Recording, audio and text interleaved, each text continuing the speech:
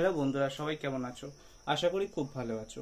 আজকের এই ভিডিওতে আমি তোমাদের সাথে আলোচনা করব তোমাদের আলো চ্যাপ্টারের যে প্রবলেমেটিক কোশ্চেন, যেগুলো ইম্পর্টেন্ট কোশ্চেন, যেরকম টাইপ কোশ্চেন তোমাদের মাধ্যমিকে আসতে পারে পরীক্ষার জন্য, সেরকম টাইপ কোশ্চেন নিয়ে আমরা আলোচনা করব।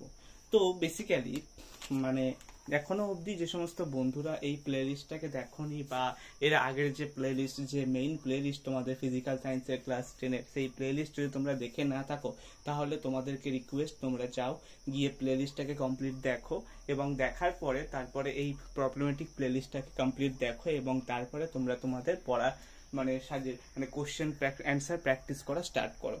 কারণ দেখো, তোমাদের হাতে কিন্তু আর বেশি টাইম বাকি নেই। অলরেডি জুন মাস স্টার্ট হয়ে গেছে এবং তোমাদের নভেম্বরের লাস্ট উইক থেকে অথবা ডিসেম্বরের ফার্স্ট উইক থেকে তোমাদের টেস্ট এক্সাম এবং তারপরে ফেব্রুয়ারির ফার্স্ট উইক থেকে তোমাদের এক্সাম, মাধ্যমিকের এক্সাম স্টার্ট হয়ে যাবে। তো কাজেই তোমাদের কিন্তু হাতে বেশি দিন বাকি নেই। এখনো অবধি যদি তোমাদের প্রিপারেশন পুরো কমপ্লিট না হয়ে থাকে, তোমরা প্লিজ ভিডিওগুলোকে পুরো দেখো। আর এই চ্যানেলে পুরো ফিজিক্যাল সায়েন্সের প্লেলিস্ট পড়ে আছে, যাও গিয়ে ফিজিক্যাল সায়েন্স 2026 যে প্লেলিস্ট আছে ওই প্লেলিস্টটাকে পুরোটা দেখো এবং তারপরে এই যে প্লেলিস্ট তোমাদের প্রবলেমেটিক কোশ্চেনের, এই প্লেলিস্টটাকেও পুরোটা দেখো। আশা করছি তোমাদের কোনো সমস্যা হবে না। তো চলো আজকে প্রবলেমেটিক কোশ্চেনগুলো স্টার্ট করা যাক। তো প্রথম কোশ্চেন কি বলছে? প্রথম কোশ্চেন বলছে যে তোমার প্রতিসরণের ক্ষেত্রে আপাতন কোণ 45 ডিগ্রি হলে এবং প্রতিসৃত রশ্মি অভিলম্বের সঙ্গে 60 ডিগ্রি কোণ উৎপন্ন করলে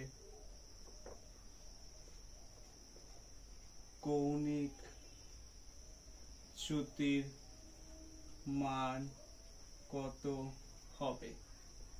ঠিক আছে, তো কোশ্চেনটা কি বলছে? কোশ্চেনটা বলছে যে তোমার প্রতিসরণের ক্ষেত্রে আপাতন কোণ 45 ডিগ্রি হলে, প্রতিসরণের ক্ষেত্রে আপাতন কোণ 45 ডিগ্রি হলে প্রতিসরণের এবং প্রতিসৃত রশ্মি তোমার হচ্ছে কি বলছে, প্রতিসৃত রশ্মি তোমার হচ্ছে অবিলম্বের সঙ্গে যদি 60 ডিগ্রি কোণ উৎপন্ন করে, তাহলে সেক্ষেত্রে তোমার কৌণিক চ্যুতি এর মান উল্লেখ করো। তোমার কৌণিক চ্যুতি কত হবে সেটা তোমাদেরকে উল্লেখ করতে হবে। ঠিক আছে, তো আশা করছি এই কোশ্চেনটা তোমরা নিজেরা করতে পারবে, কারণ কোশ্চেনটা কিন্তু খুবই ইজি কোশ্চেন।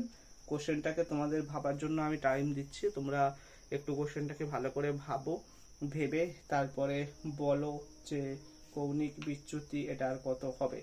তো তারপরে আমি তোমাদেরকে এই কোশ্চেনটার অ্যান্সার করে দেবো। ঠিক আছে, তো তোমরা এখন কোশ্চেনটাকে ভাবো, ভেবে আমাকে বলো যে এর কৌণিক বিচ্যুতি কত হবে, কৌণিক চ্যুতি এর মান কত হবে সেটা তোমরা বলো। ঠিক আছে, ওকে। বলতে না পারলে কিন্তু খুব কি বলা যেতে পারে, খারাপ জিনিস। ঠিক আছে, তো বেসিক্যালি এখানে দেখো যে এটা তোমাদের প্রতিসারক তল, এটা অভিলম্ব, রশ্মি আপাতিত হচ্ছে কত কোণে? রশ্মি আপাতিত হচ্ছে তোমার 45 ডিগ্রি কোণে। ঠিক আছে, তার মানে আপাতন কোণ I = 45 ডিগ্রি, আর তোমার হচ্ছে বিচ্যুত হচ্ছে কত কোণ? অভিলম্বের সঙ্গে 60 ডিগ্রি কোণে, 60 ডিগ্রি কোণে বেঁকে যাচ্ছে আর 60 ডিগ্রি। তার মানে অ্যাকচুয়ালি যাওয়ার কথা ছিল এরকম বরাবর, যাচ্ছে এরকম বরাবর। তাহলে কৌণিক বিচ্যুতি ডেল এর ভ্যালু কত? ডেল এর ভ্যালু হবে 60 - 45, দ্যাট মিনস 15 ডিগ্রি। ঠিক আছে, আশা করি তোমাদের কোশ্চেনটা ক্লিয়ার হয়েছে। কোশ্চেনটা কি বলছে? কোশ্চেনটা বলছে যে প্রতিসরণের ক্ষেত্রে আপাতন কোণ 45 ডিগ্রি হলে এবং প্রতিসৃত রশ্মি অবিলম্বের সঙ্গে 60 ডিগ্রি কোণ যদি উৎপন্ন করে, তাহলে সেক্ষেত্রে কৌণিক চ্যুতি এর মান কত হবে? আশা করি তোমাদের জিনিসটা ক্লিয়ার হয়েছে। ঠিক আছে, আর যদি ক্লিয়ার না হয়ে থাকে তাহলে প্লিজ আরো একবার ক্লিয়ার করে নাও। ঠিক আছে, এটা গেল প্রথম কোশ্চেন। এবার সেকেন্ড কোশ্চেন কি বলছে, এর সাথেই সেকেন্ড কোশ্চেনটা কি বলছে, এর সাথেই তোমার হচ্ছে সেকেন্ড কোশ্চেনটা বলছে যে 6 সেন্টিমিটার দৈর্ঘ্যের একটি বস্তুকে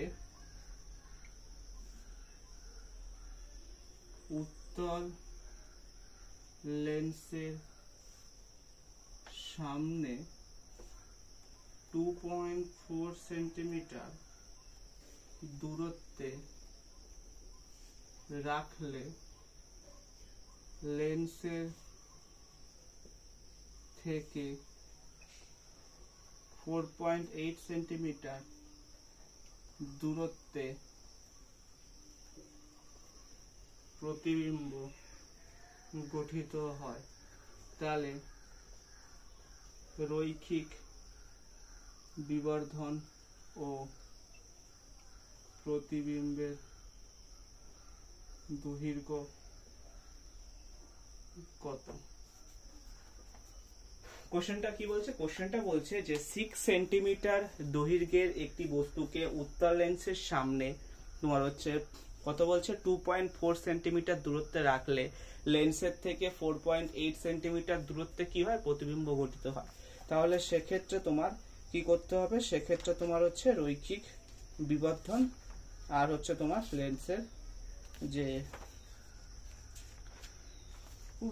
কি গরম, লেন্সের যে তোমার হচ্ছে কি বলছে যে প্রতিবিম্বের দৈর্ঘ্য কত সেটা তোমাদেরকে বার করতে হবে। ঠিক আছে, তাহলে জিনিসটা আশা করছি মানে তোমাদের কাছে ইজি হবে। ঠিক আছে, তোমরা যদি একটু জিনিসটাকে ভালো করে দেখো। ঠিক আছে, তো বেসিক্যালি এখানে কি বলছে, এখানে বলছে যে 6 সেন্টিমিটার দৈর্ঘ্যের একটা বস্তুকে যদি উত্তল লেন্সের সামনে 2.4 সেন্টিমিটার দূরত্বে রাখলে কি হয়, তোমার হচ্ছে 4.8 সেন্টিমিটার দূরত্বে গিয়ে তোমার হচ্ছে কি করছে, প্রতিবিম্ব গঠিত হচ্ছে। তার মানে তোমার কি বস্তুর রৈখিক বিবর্ধন কত হবে, রৈখিক বিবর্ধন ইকুয়ালস টু কি, প্রতিবিম্বের দূরত্ব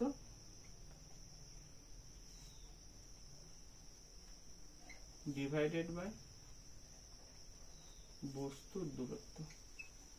তার মানে এখানে প্রতিবিম্বের দূরত্ব কত, উত্তল লেন্সের সামনে 2.4 সেন্টিমিটারের বস্তু আছে, তাহলে বস্তুর দূরত্ব হচ্ছে 2.4 সেন্টিমিটার রাখলে লেন্সের প্রতিবিম্ব 4.8 সেন্টিমিটার দূরে গিয়ে গঠিত হয়। তার মানে 24 দুগুণে 48, তাহলে রৈখিক বিবর্ধন 2। ঠিক আছে, রৈখিক বিবর্ধন তোমার কত হচ্ছে, রৈখিক বিবর্ধন হচ্ছে তোমার 2। আবার তোমার হচ্ছে রৈখিক বিবর্ধন 2।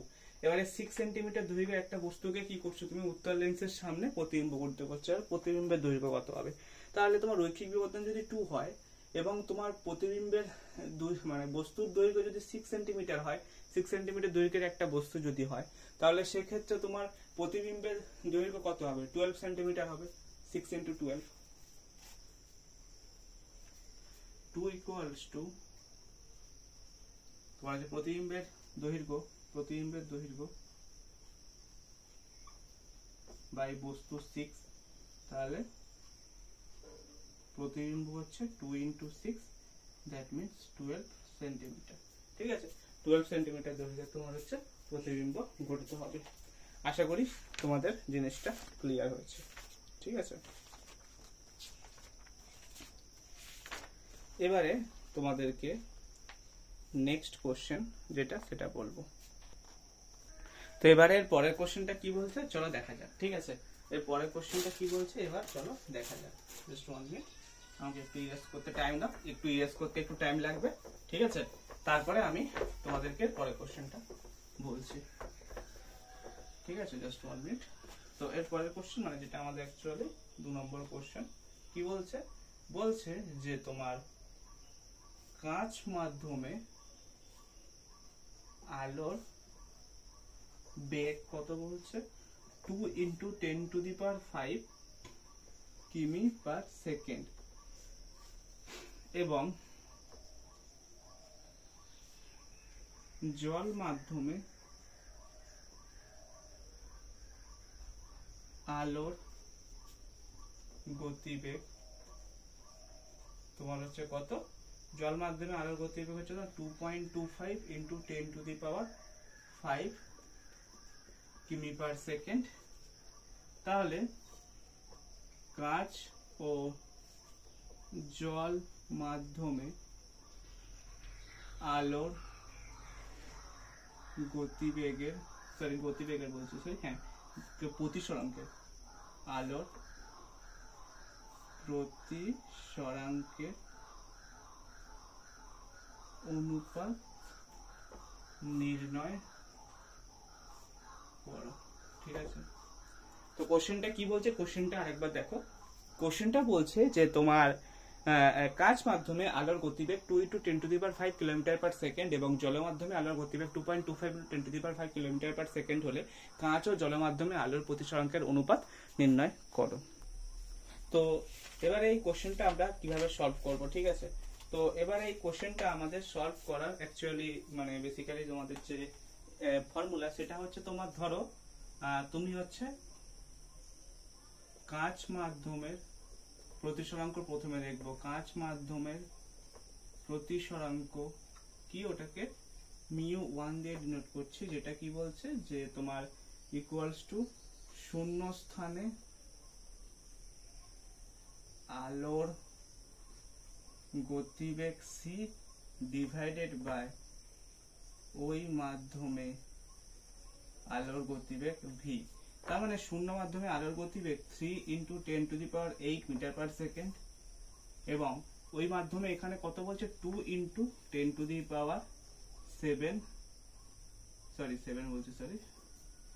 2 × 10⁵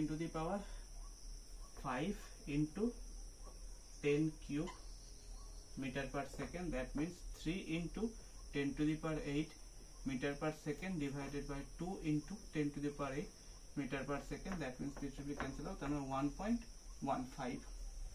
ঠিক আছে, তোমার হচ্ছে কাঁচ মাধ্যমে আলোর প্রতিসরাঙ্ক হচ্ছে 1.15। এবার হচ্ছে তোমার জল মাধ্যমে আলোর প্রতিসরাঙ্ক μ2 হচ্ছে তোমার শূন্য মাধ্যমে আলোর গতিবেগ ডিভাইডেড বাই ওই মাধ্যমে আলোর গতিবেগ। শূন্য মাধ্যমে আলোর গতিবেগ হচ্ছে 3 × 10⁸ ডিভাইডেড বাই ওই মাধ্যমে 2.25 × 10⁸ metre per second, that will be equals to cancel out 3 × 100 divided by 225। তাহলে 25 কে দিয়ে করলে 4 × 25 100 আর 25 কে দিয়ে করলে তোমার 9 × 25 225। তাহলে হচ্ছে তোমার 3 কে দিয়ে করলে 3 × 3 = 9, তার মানে 4/3, that means তোমার হচ্ছে 4/3 আর এখানে হচ্ছে তোমার হবে 3/2, তাই তো 3/2। তাহলে এবারে তোমার কি বলছে, এবারে তোমার কোশ্চেনে বলছে যে কাঁচ ও জল মাধ্যমে প্রতিসরাঙ্কের অনুপাত, তার মানে μ1 ডিভাইডেড বাই μ2, তার মানে হচ্ছে 3/2 ডিভাইডেড বাই 4/3, তার মানে হচ্ছে তোমার 3/2 × 3/4, তার মানে হচ্ছে তোমার 9/8। ঠিক আছে, তার মানে μ1 μ2 equals to তোমার হবে 9:8। ঠিক আছে, তোমার হচ্ছে কোশ্চেনের অ্যান্সার আশা করি তোমরা পেয়ে গেছো। জিনিসটা ক্লিয়ার হয়েছে। কোশ্চেনটা কি বলছিল যে কাঁচ মাধ্যমে আলোর বেগ হচ্ছে 2 × 10⁵ কিলোমিটার পার সেকেন্ড এবং জল মাধ্যমে আলোর গতিবেগ 2.25 × 10⁵ কিলোমিটার পার সেকেন্ড হলে কাঁচ ও জল মাধ্যমে আলোর প্রতিসরাঙ্কের অনুপাত। তো কাঁচ মাধ্যমে আলোর প্রতিসরাঙ্কের ক্ষেত্রে কি হয়, শূন্য স্থানে আলোর গতিবেগ ডিভাইডেড বা ওই মাধ্যমে আলোর গতিবেগ, এটাকে ডিনোট করা হয় প্রতিসরাঙ্ক দ্বারা। এবং জল মাধ্যমের ক্ষেত্রে সেভাবে শূন্য স্থানে আলোর গতিবেগ ডিভাইডেড বাই জল মাধ্যমে আলোর গতিবেগ, তার মানে এখান থেকে তুমি ক্যালকুলেট করলে পাচ্ছ, এখানে পাচ্ছ 3/2, এখানে পাচ্ছ 4/3। এবারে তোমার হচ্ছে কি বলছে, এবারে বলেছে যে কাঁচ মাধ্যম ও জল মাধ্যমের মধ্যে আলোর প্রতিসরাঙ্কের অনুপাত তোমাদেরকে নির্ণয় করতে বলেছে। তার মানে তোমাদেরকে নির্ণয় করতে বলেছে কি μ1 ডিভাইডেড বাই μ2 বা μ1 = μ2, দ্যাট মিন্স কি হবে 3/2 = 4/3। তাহলে 3/2 ডিভাইডেড বাই 4/3 যদি করো তাহলে সেক্ষেত্রে 3/2 × 3/4, দ্যাট ইকুয়ালস 9/8, দ্যাট মিন্স μ1 = μ2 কত হবে 9:8 হবে। আশা করি তোমাদের কোশ্চেনের অ্যানসারটা ক্লিয়ার হয়েছে। আর যদি তোমাদের কোশ্চেনের অ্যানসার ক্লিয়ার না হয় তাহলে সেক্ষেত্রে তোমরা বলতে পারো যে কোন জায়গাটায় তোমাদের ক্লিয়ার হয়নি, তাহলে আমি চেষ্টা করবো তোমাদেরকে কোশ্চেনের অ্যানসারটা ভালো করে বুঝিয়ে দেওয়ার। ঠিক আছে, এবারে এর পরের কোশ্চেন আমি তোমাদের সাথে আলোচনা করব। ঠিক আছে,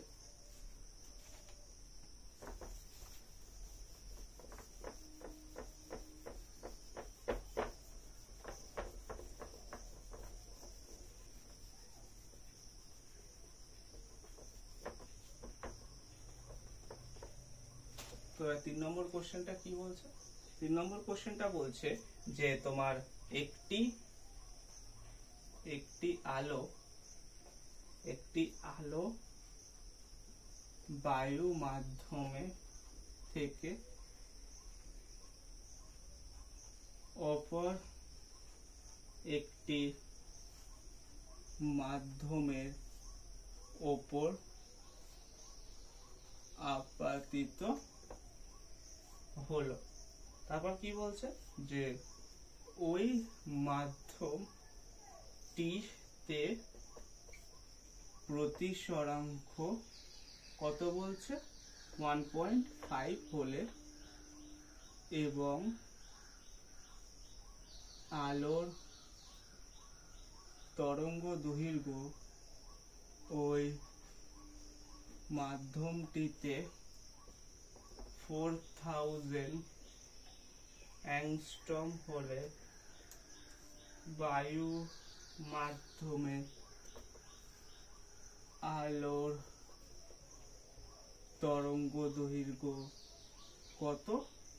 আর কি বলছে এই মাধ্যমটিতে আলোর গতিবেগ কত। ঠিক আছে,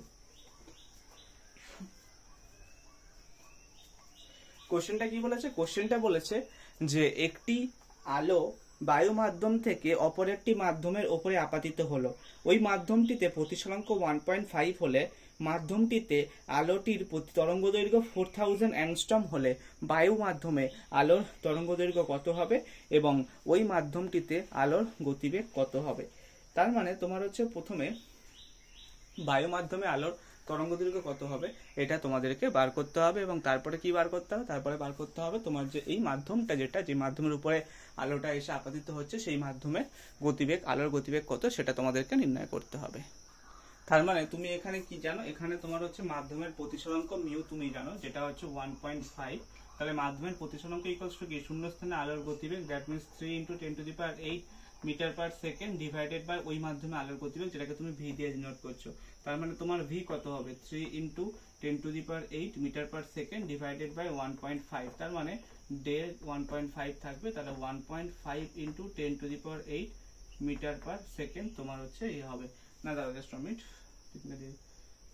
1.5 আর এখানে 3, তার মানে হচ্ছে তোমার এখানে থেকে 15 থেকে এখানে 10টা উঠবে, তাহলে 5কে দিয়ে করে 3 × 5 = 15, 5 এখানে 2 হলে 10, 3 ক্যান্সেল আউট। তার হচ্ছে 2 × 10⁸ মিটার পার সেকেন্ড হবে হচ্ছে ওই মাধ্যমে আলোর গতিবেগ। ঠিক আছে, ওই মাধ্যমে আলোর গতিবেগ কত হবে? 2 × 10⁸ মিটার পার সেকেন্ড।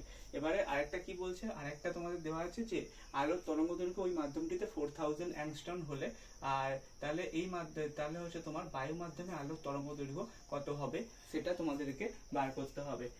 ঠিক আছে, এবারে লাস্ট পার্টটা কোনটা? লাস্ট পার্টটা তোমাদেরকে বার করতে হবে যে বায়ু মাধ্যমে আলোর তরঙ্গ দৈর্ঘ্য কত হবে। আর আরেকটা জিনিস তোমরা মাথায় রাখবে যে আলো যখন এক মাধ্যম থেকে অন্য মাধ্যমে আপতিত হয় সেক্ষেত্রে কিন্তু কম্পাঙ্কটা সেম থাকে, শুধু তরঙ্গ দৈর্ঘ্য পরিবর্তিত হয়। ঠিক আছে, তো তার মানে তুমি যদি এখানে জিনিসটা দেখো যে এখানে তোমার হচ্ছে এই মাধ্যমে তোমার হচ্ছে মানে ওই এক্ষেত্রে এখানে কি বলছে যে আলোর তরঙ্গ দৈর্ঘ্য ওই মাধ্যমটিতে 4000 অ্যাংস্ট্রম, আলোর তরঙ্গ দৈর্ঘ্য ওই মাধ্যমটিতে 4000 অ্যাংস্ট্রম এবং ওই মাধ্যমে আলোর গতিবেগ হচ্ছে 2 × 10⁸ মিটার পার সেকেন্ড। তার মানে V equals to N lambda আমরা জানি। এবার এখানে ভি কত? ভি এই মাধ্যমটিতে হচ্ছে 2 × 10⁸ মিটার পার সেকেন্ড, আর এন আমরা জানি না। আর হচ্ছে ল্যামডা হচ্ছে কত? ল্যামডা হচ্ছে তোমার 4000 অ্যাংস্ট্রম। ঠিক আছে, তাহলে এই মাধ্যমটিতে এন এর ভ্যালু হচ্ছে কত? 2 × 10⁸ ডিভাইডেড বাই 4000 অ্যাংস্ট্রম। আর এই এন এর ভ্যালুটা হচ্ছে সেম থাকবে। তার মানে তোমার তাহলে হচ্ছে তোমার ওই কি বলছে যে তার মানে তোমার বায়ু মাধ্যমে আলোর তরঙ্গ দৈর্ঘ্য কত হবে? V equals to N lambda. তাহলে এখানে বায়ু মাধ্যমে আলোর গতিবেগ হচ্ছে 3 × 10⁸, আর এন হচ্ছে তোমার 2 × 10⁸ ডিভাইডেড বাই 4000 ইন্টু ল্যামডা। তার মানে তুমি যদি এখানে এটা নিয়ে আসো 3 × 10⁸ into 4000 divided by 2 × 10⁸, that will be equals to তোমার ল্যামডা হবে। আর তারপরে তুমি যদি এখানে যদি 10⁸ ক্যান্সেল আউট হয়ে যাবে, তাহলে 2কে দিয়ে যদি 3 এখানে কাটো 1.5 হবে। এবারে 4কে দিয়ে করলে এবার তোমার এখানে ল্যামডার ভ্যালু তুমি কত পাচ্ছ? তোমার হচ্ছে 1.5 × 4 করো, তোমার কত আসছে? 4 × 15 = 60। তাহলে 4 প্রশ্ন 60 ডিভাইডেড বাই 10 মানে 6 পাচ্ছ তুমি, তার মানে 100 ইকুয়ালস টু হবে 6000। আশা করি তোমার ক্লিয়ার হয়ে গেছে জিনিসটা, ঠিক আছে। তো আজকে ভিডিওটা এই অবধি। আজকে ভিডিওতে আমি তোমাদের সাথে যে সমস্ত কোশ্চেনগুলো সলভ করলাম সেই সমস্ত কোশ্চেনগুলো একটু মন দিয়ে করবে, আর এর পরবর্তী ভিডিওতে মানে পার্ট 2তে তোমাদের সাথে বাকি আরো কিছু কোশ্চেন নিয়ে আলোচনা করব এবং তারপরে তোমাদের এই আলো চ্যাপ্টারটা কমপ্লিট করিয়ে দেবো। আশা করছি তোমাদের ভিডিওটা ভালো লাগবে এবং যে সমস্ত বন্ধুরা চ্যানেলে নতুন তারা প্লিজ চ্যানেলটিকে সাবস্ক্রাইব করে চ্যানেলটির পাশে থাকো এবং বেল আইকনটিতে ক্লিক করে অল নোটিফিকেশন বাটন অন করে রাখো, যাতে পরবর্তী ভিডিও নোটিফিকেশন পেতে তোমাদের কোনো সমস্যার সম্মুখীন না হতে হয়। দেখা হবে তোমাদের সাথে নেক্সট ভিডিওতে, ততক্ষণের জন্য টাটা। আর প্লিজ চ্যানেলটিকে সাবস্ক্রাইব করে 500 কমপ্লিট করো।